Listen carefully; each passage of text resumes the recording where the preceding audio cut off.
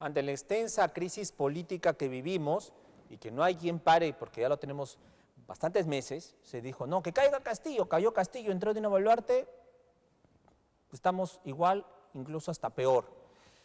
Pero esta crisis política está generando efectos negativos en la economía.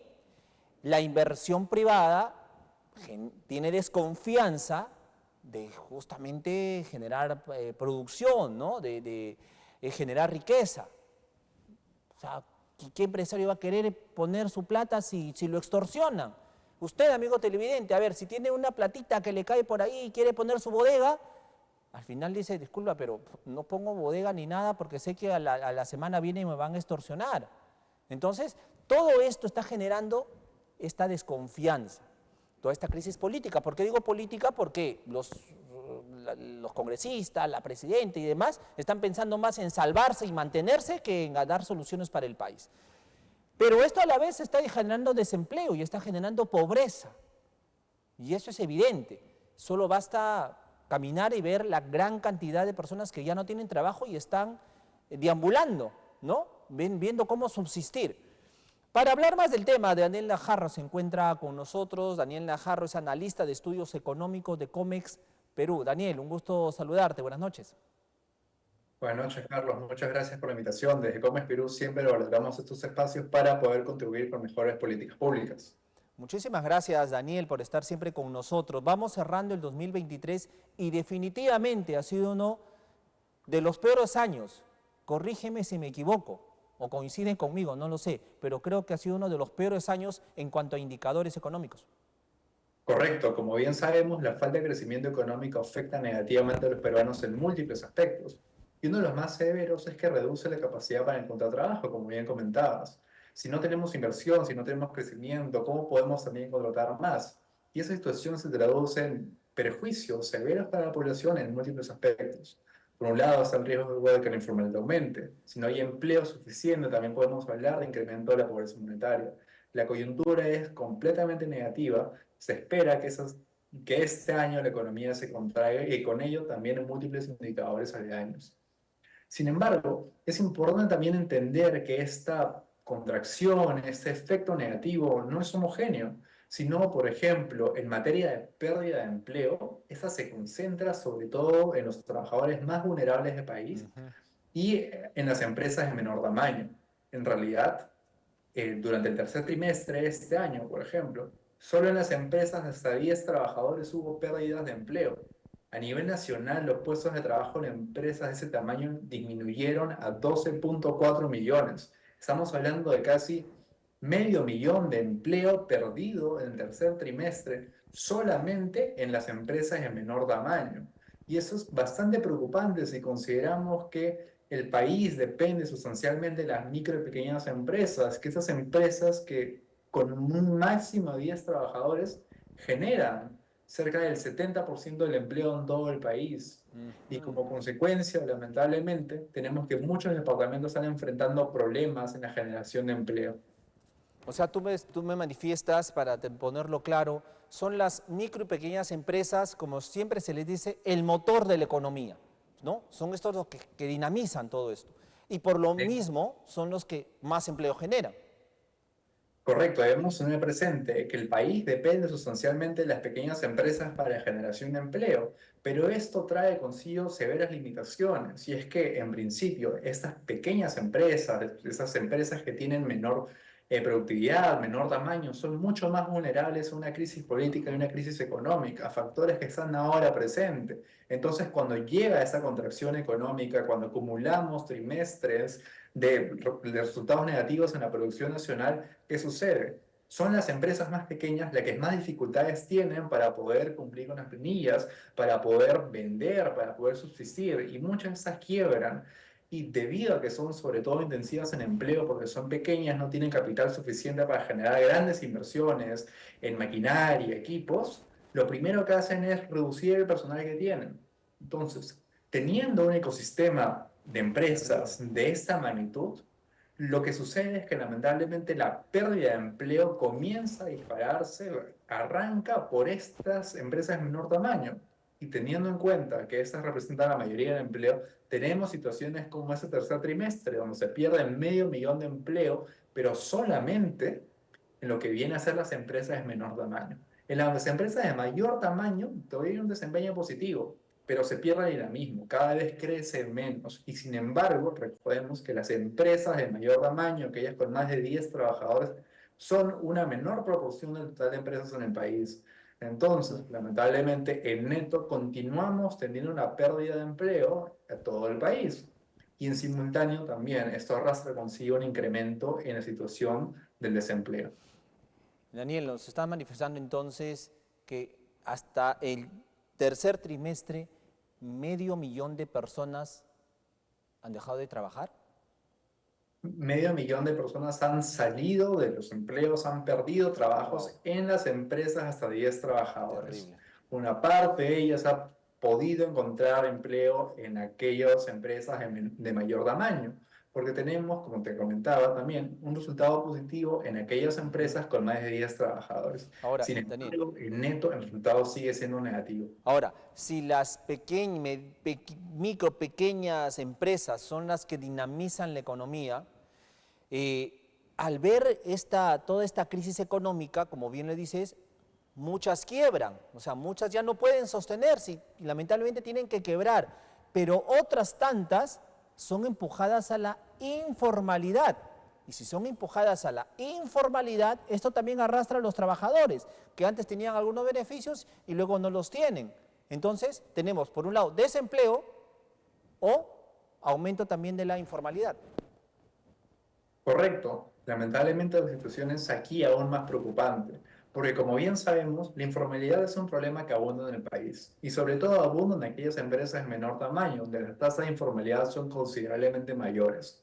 Y la informalidad en nuestro país es algo medio agridulce, porque significa que al menos las empresas pueden operar y que al menos hay trabajadores que encuentran un trabajo, que no es el idóneo, que no tiene las mejores condiciones, que no tiene altos salarios, que no aporta beneficios. Sí, la informalidad no es positiva del todo, pero al menos es una opción a evitar el desempleo, a evitar una situación en la cual no se tengan ingresos. Teniendo un panorama en el cual de por sí ya la mayoría de esas empresas de menor tamaño y del empleo es informal, llegamos a una situación en la cual lamentablemente ante la coyuntura económica ya no es que ni siquiera haya suficiente espacio para mitigar estas menores ventas, ese menor crecimiento, sino que tenemos una situación no habitual en el país y es que la tasa de desempleo aumenta.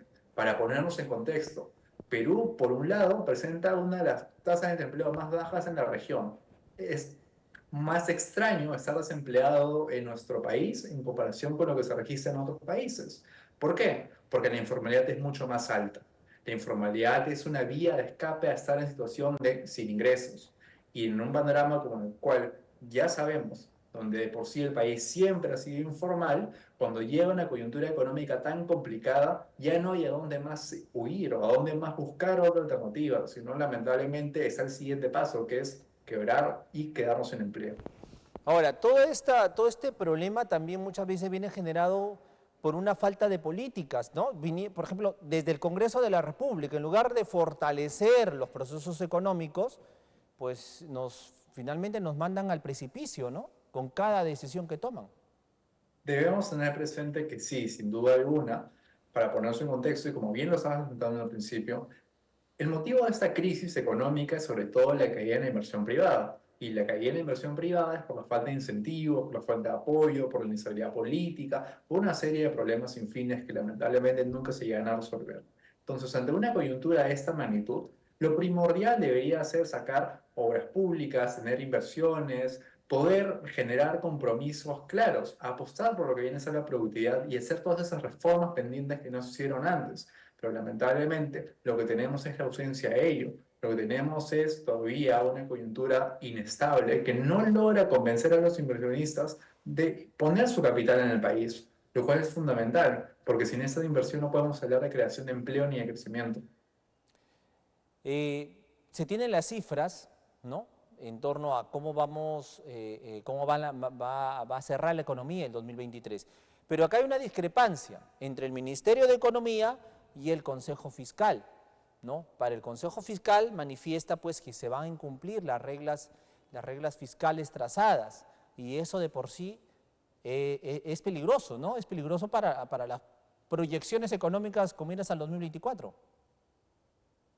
Correcto, lamentablemente esa situación es difícil en muchos aristas.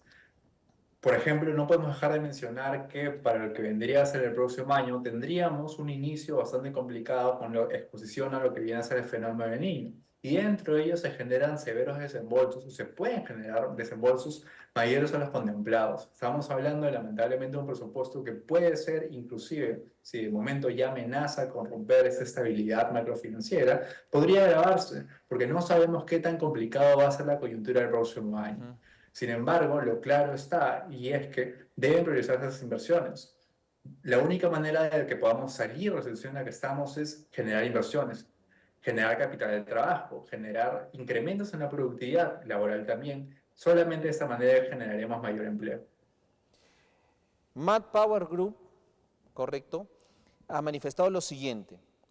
En el 2023 la generación de empleo cerraría en rojo, según este reporte de Matt Power Group, e indica que el próximo año veríamos peores resultados, según la encuesta de expectativas de empleo de Matt Power Group, señala que para los 3 primeros meses, ojo, de 2024, un 46% de empresas, cerca de 5 de cada 10, ojo, ha planteado que no va a aumentar su personal, o sea, que no va a contratar más personal.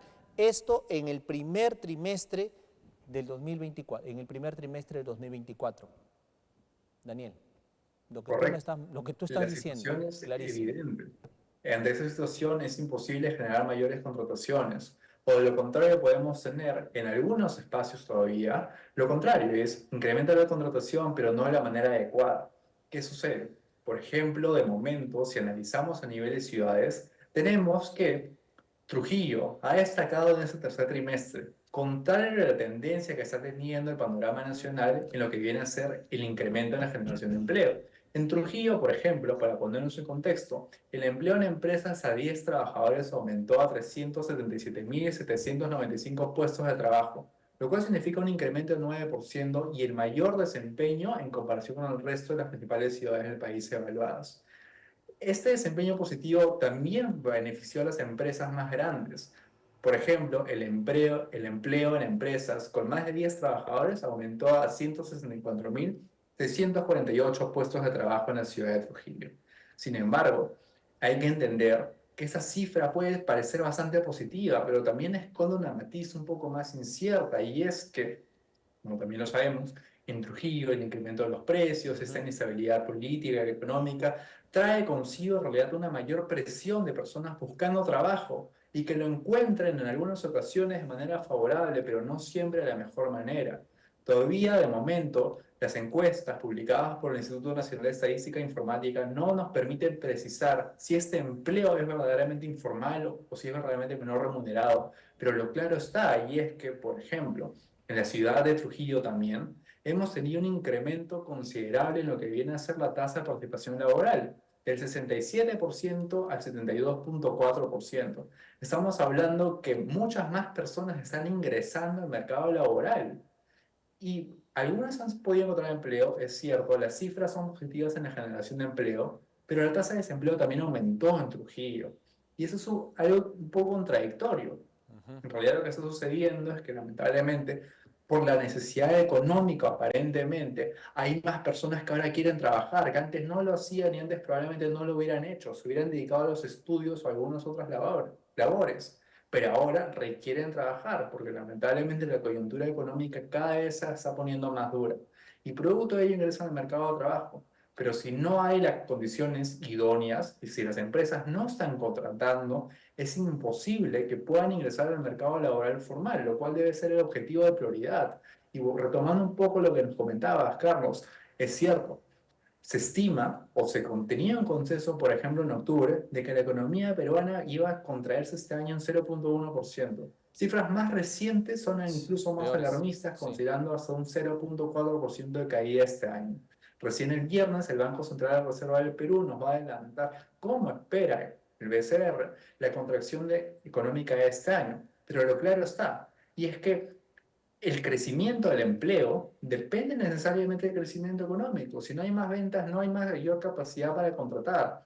Y producto de ello, con la contracción evidente que es de la actividad económica para este año, también lo va a hacer del empleo. Y recuperarlo no va a ser fácil, porque nuevamente se requiere inversión, se requiere mejorar las reglas de juego, se requiere solidez y políticas públicas efectivas. Y estas no aparecen de la noche a la mañana, menos aún en un primer trimestre que aparte, recordemos, va a ser también afectado por fenómenos climatológicos, Se va. sobre todo en sectores tan emblemáticos como el agropecuario.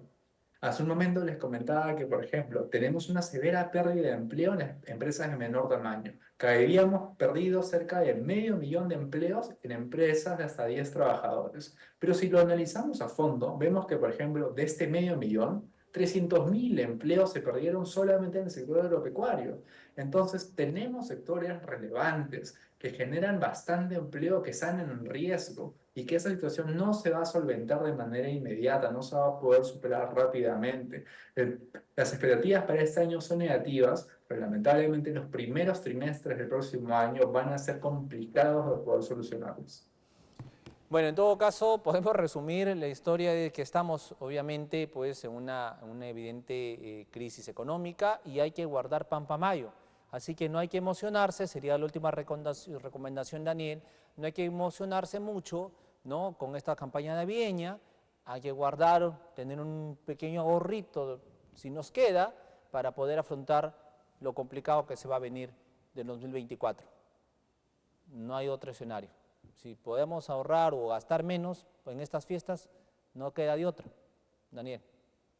Sí, correcto. Aquí la prioridad debe ser sobre todo apoyar a esas microempresas que recién, o mejor dicho, que están pasando por un mal momento. Y eso solamente se va a poder si hablamos del acercamiento oportuno, lo que vienen a hacer los gobiernos nacionales, los ministerios, de las capacitaciones, el apoyo, y teniendo en cuenta un panorama negativo para el primer trimestre del próximo año, también es donde comenzaría a ser más relevante la inversión pública, sobre todo intensiva en empleo. Recordemos que tenemos en el país los mecanismos de trabajo temporal, que consiste sobre todo en obras públicas que permiten la contratación de personas de bajos recursos o de mayor vulnerabilidad en las zonas más alejadas para que puedan tener un ingreso, aunque sea, durante el momento. Esto va a ser más relevante, sobre todo de cara a los problemas que puede enfrentar el país por el fenómeno del niño, en los procesos de reconstrucción, de reparación de carreteras y demás, es donde debemos pensar en cómo generar inversiones públicas que también traen consigo la oportunidad de puestos de trabajo para las poblaciones más afectadas por esa coyuntura económica negativa. Efectivamente. Daniel, muchísimas gracias por estar esta noche con nosotros y darnos, obviamente, todo este análisis económico en torno al desempleo y la informalidad. Te agradezco muchísimo, Daniel Najarro. Gracias por la invitación. Hasta luego. Un abrazo fuerte. Daniel Najarro estuvo con nosotros. Él es analista de estudios económicos de COMEX